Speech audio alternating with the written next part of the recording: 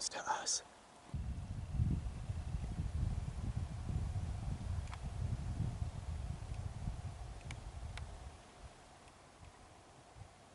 Play-by-play. What happened, brother?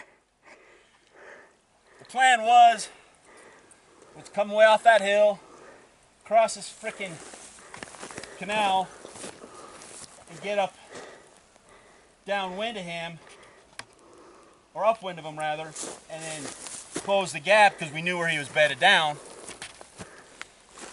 Well, when I got down, the wind had freaking changed directions when I hit the bottom, and I knew if I got up there on the ground, I was going to be screwed.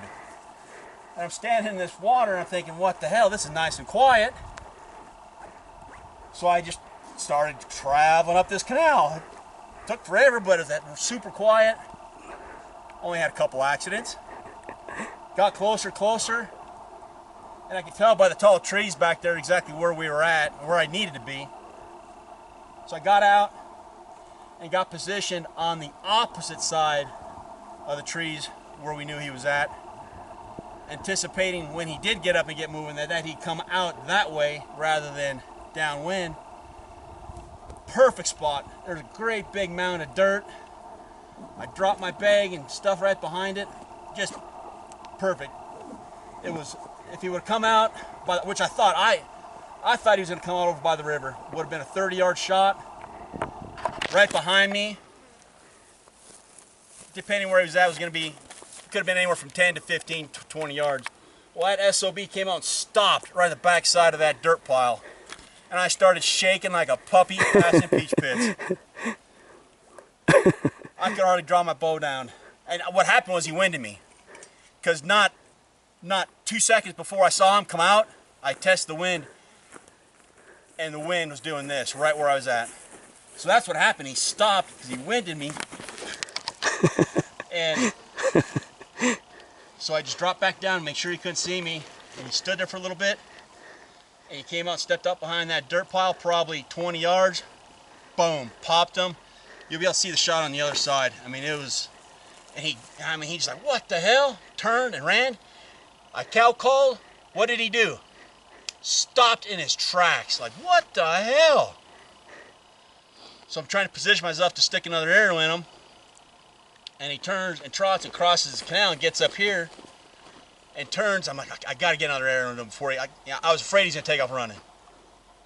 So he turned, popped him with another arrow, and all I heard was, I mean, it was, I knew the first arrow was doing the trick. I knew, because I could hear him. I could hear him gurgling.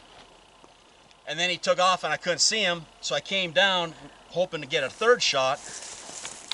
And I was right there by those trees and I couldn't see him. He was over here somewhere, and I thought he was laying down here. That's what threw me off when you were giving me signals, PJ. Because I had heard a bunch of gurgling right over here. So I thought, okay, I'm not going to push him.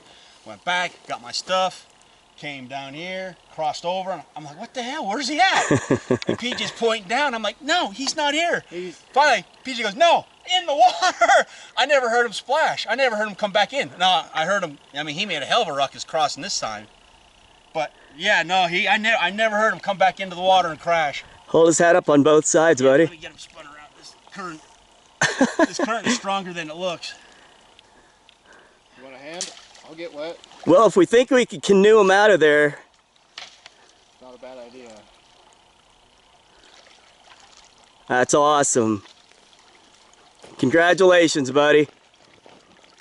Thanks, boys. Yeah, even he's smiling. Look at that. Thanks, boys. No, I can't thank you guys enough.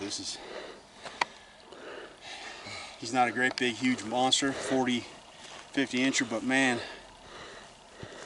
one of the biggest ones we've seen since we've been hunting. And The biggest. man, it was great. I mean, everything just worked like a freaking charm. He's a perfect moose. Perfect. Because he's yours and you worked hard to get him. Perfect. And he's gorgeous.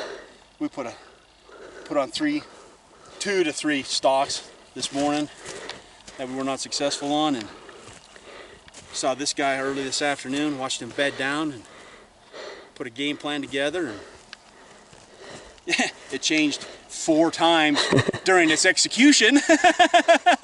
But it ended up going back to the original plan. I mean, I got there a completely different way than I originally planned, but originally planned on sitting right over here. It just was a pain in the ass to get there. Now the easy part, we got to get him out of here and right up there. I'm gonna go take a nap. Call me when you're done.